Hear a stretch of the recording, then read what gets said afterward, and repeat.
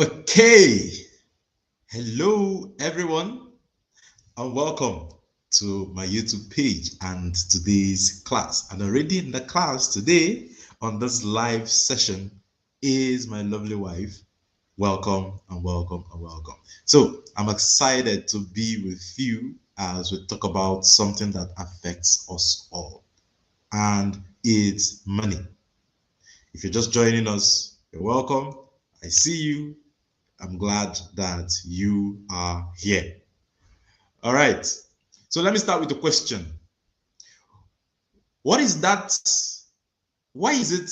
Why is it that some people earn a good salary, even live in in quotes, big cities, Abuja, Lagos, London, New York, and they are earning well, but they still struggle to survive, right? The truth is this: that money doesn't respond to emotions. Money doesn't respond to hard work or prayers alone, right? Money responds to principles. And if you ignore these principles, there are always consequences. There are no two ways about it. So today, I want to share with you some of the basic money principles that you must live by. It is not that you will live by, that you must live by, right? I'm also going to share what happens when you don't follow them.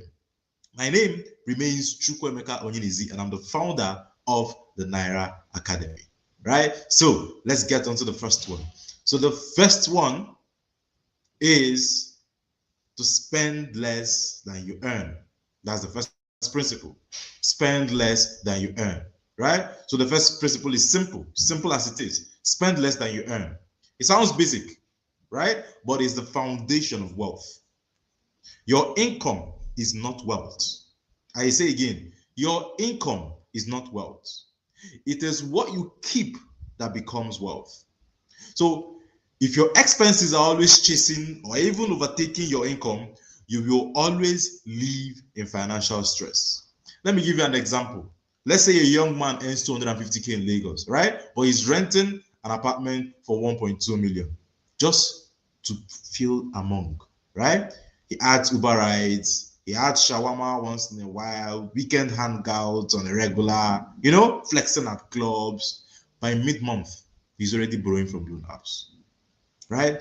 Here's the consequence. The consequence is that his salary finishes before the month ends, and debt becomes a lifestyle.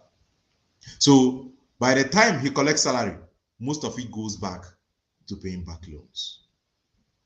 So if you keep ignoring this principle of spending less than you earn, then the consequence is perpetual debt.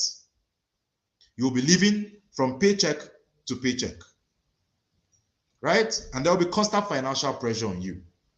So you need to try.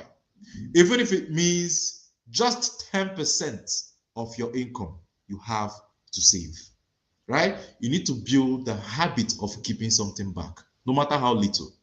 Okay? The second principle is to pay yourself first, right? Pay yourself first. Always pay yourself first. Now, when we say pay yourself first, all we're saying is invest, save, and invest, right? What you save and invest is what you're paying to your future self. Most people pay NEPA, they pay landlords, they pay DSTV, they pay Netflix, and everybody else before they think of themselves, right? But like we always say, those who are rich, because we always learn from the rich understand these principles, right? So they pay themselves first, right? Like I always say in the Money Clique program, I would always say that before you spend, you first have to save and invest. That is the philosophy that you must live by. That before spending, you save for investment, right? What the poor do is that they spend everything and they save what is left. If you go by that, there will be months that you would have nothing to save. Why? Because you might have spent everything without even realizing that you're supposed to save, right? And if you go by that, you will form the habit of not saving, right? So start today. Start building the habit by starting, right? By taking action. What action will you take?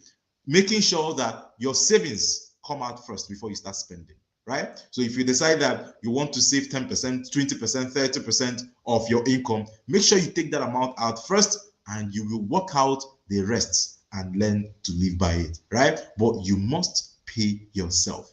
You must pay your future self. What you pay yourself is what you use to prepare and pave the way for your future self, right? So you need to think of saving like a bill you owe your future self, so you don't skip it. You don't skip the bill that you owe your future self, right? Let's say a civil servant works for 30 years and the person never invests, the person never saves, right? The person trains his or her children with everything that he or she earns, right? But retires with no pension backup. Now, he's waiting for the same children to send something before he eats. That means that at old age, right, this person is going to be poor at old age. There might be loss of dignity. Instead of resting in retirement, this person will become financially dependent on his children.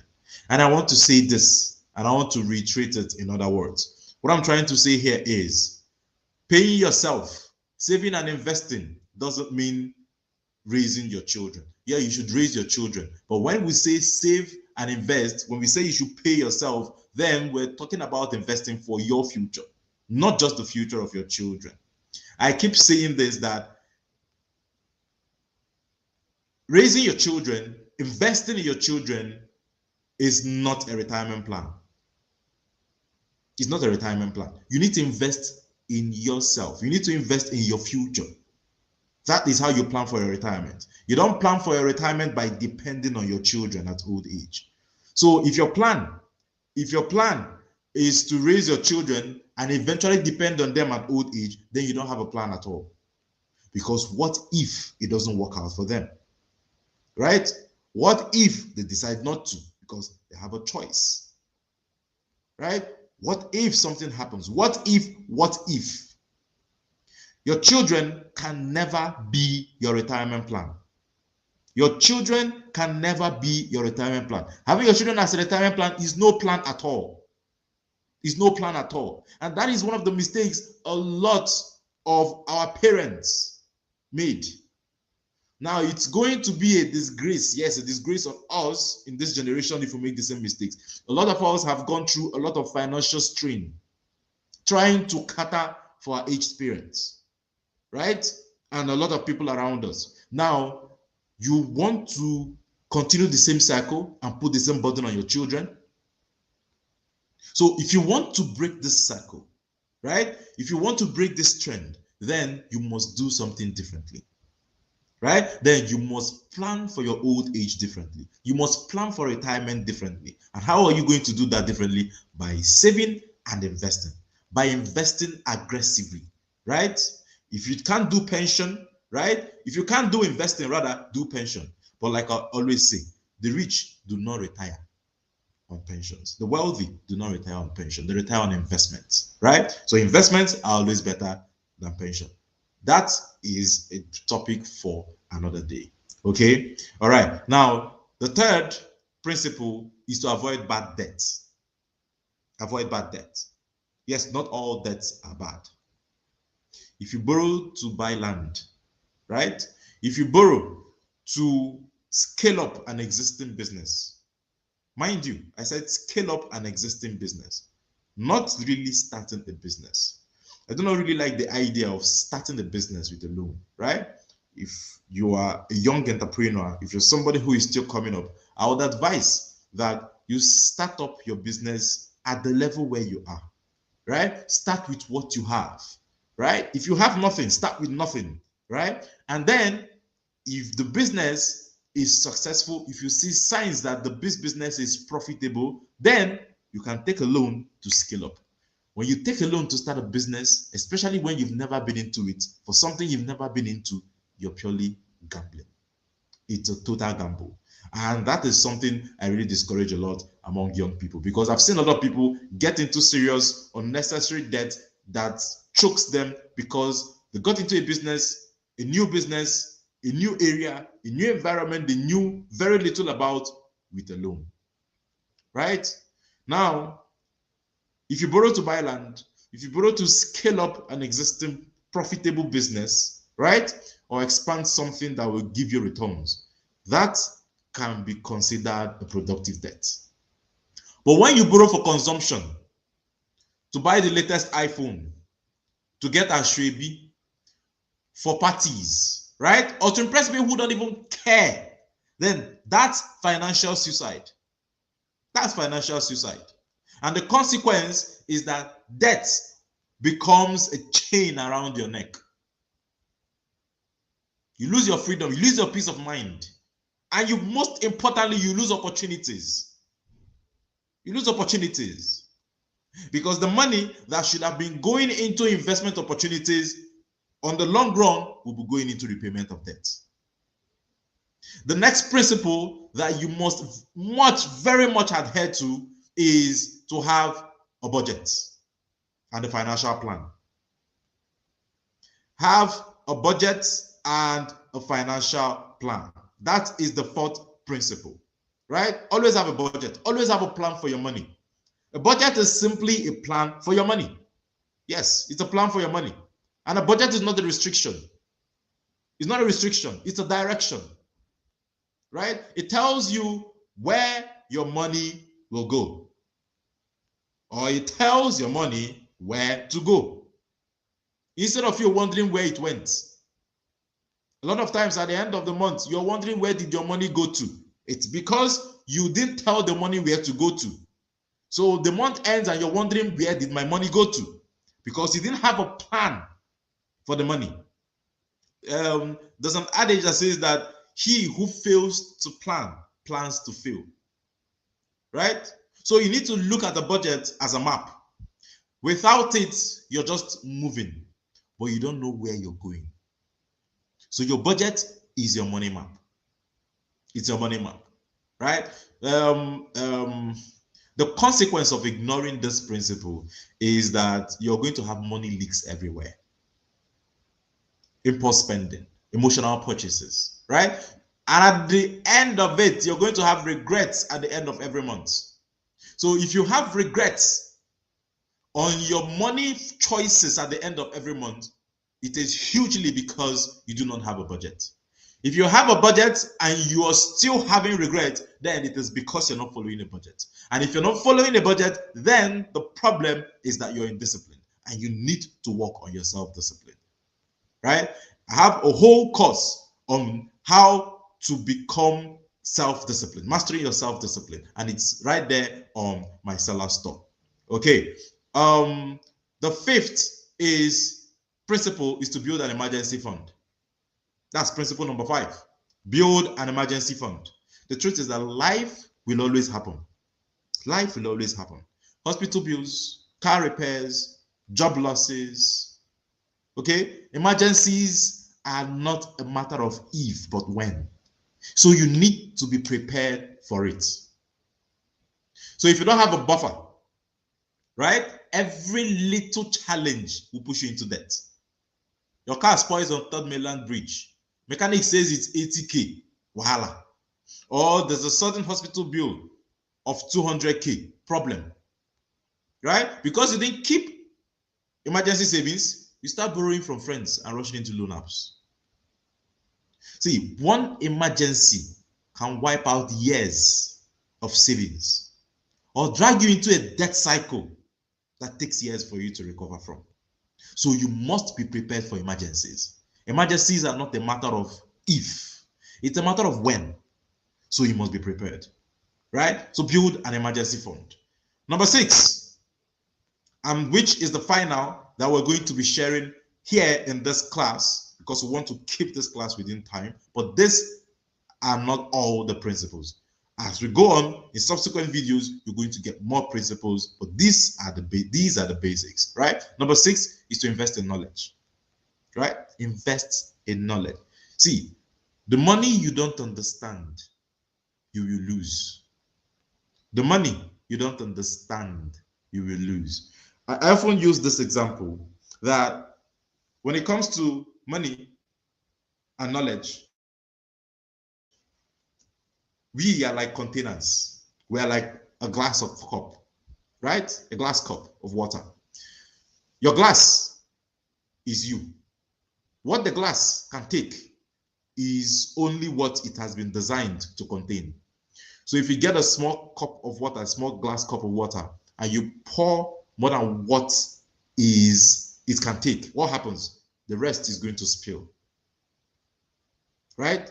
So what we need to strive to do at every time is to expand our container, expand our knowledge, right? Our container for wealth. We must always expand it. If your container for wealth and knowledge is still as small as a glass cup, then you need to expand it to a bigger container. And how do you expand? By investing in knowledge. Like I said, the money you do not understand, you will lose. Financial literacy is more valuable than financial capital. Because even if you give someone ₦1,000,000 today, right? If they lack money sense, they will lose it. That's why lottery winners go broke. That's why lottery winners go broke. So if you keep ignoring this call to invest in financial knowledge, you will keep falling for scams. Yes, you will keep falling for Ponzi schemes. You will keep falling for bad business deals.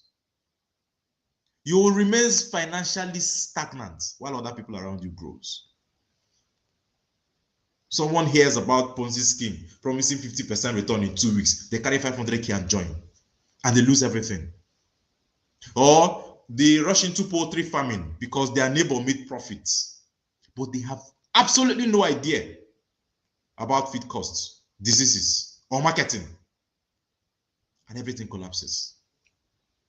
So you keep repeating the same circle from MMM to Forex scam, right? From fake real estate deals to fake crypto. See, without knowledge, money will keep flying away. Now, let's look at the consequences, the bigger, broader consequences of not adhering to these basic principles, right? On an everyday life, the first consequence that I want us to look at is stress in marriages. Stress in marriages, right? Husband hiding salary from wife, wife hiding contributions from husband. There are constant fights. See, many Nigerian homes today scatter because of money. And a lot of it stems from lack of knowledge. Lack of knowledge. Why? Because you're not following the basic principles. See, like I told you earlier, money does not respond to any other thing but the principles. And mind you, there are financial principles as well as spiritual principles of money, whether you like it or not. They are constant. They are there. Okay? If you don't follow the principles of money, you will miss opportunities. You will miss opportunities. You will miss opportunities. There was a time when land in Ibejuleki was 500,000, right? People without saving laughed it off. Today, the same place can be worth 15 million and above. It can be worth 50 million, right? Opportunity gone. So when you do not have the mindset, when you do not put yourself in tune of financial literacy, when you do not follow the basic principles of paying yourself first and saving to prepare yourself for opportunities, right? Then you're going to miss out on them. Paying yourself first is you preparing yourself for opportunities. Keeping the money aside and waiting for the right opportunity. Like I always say, investing is always about opportunities. It's always about opportunities. Whether you're investing in real estate, whether you're investing in stocks, whatever it is you're investing in, equities, or whatever, even physical gold, it's about opportunity. It's about when the right opportunity comes for you to get in that investment. Are you ready? Will you be ready?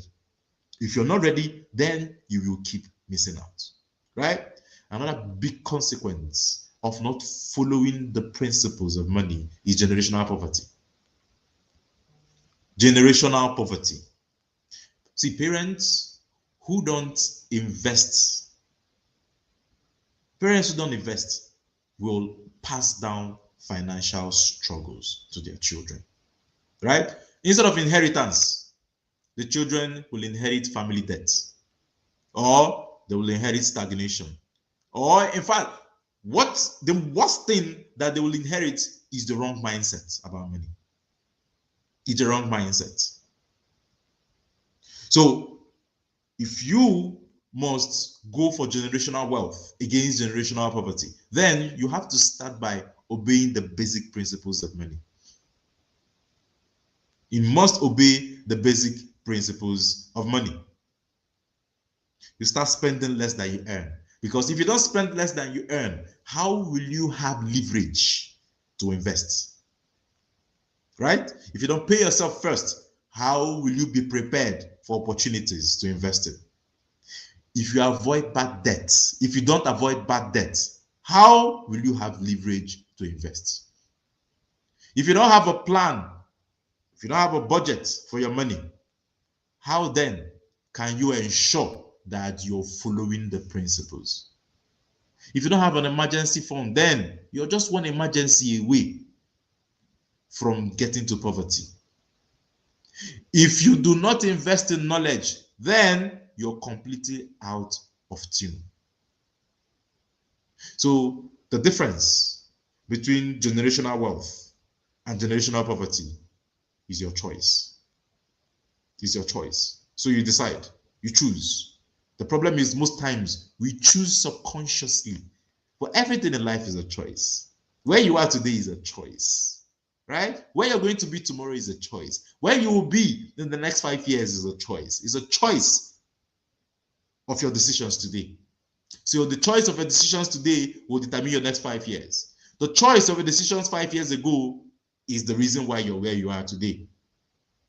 Right? So the choice of your today will determine how well your children will turn out to be.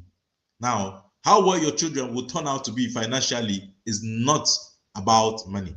It's about financial knowledge.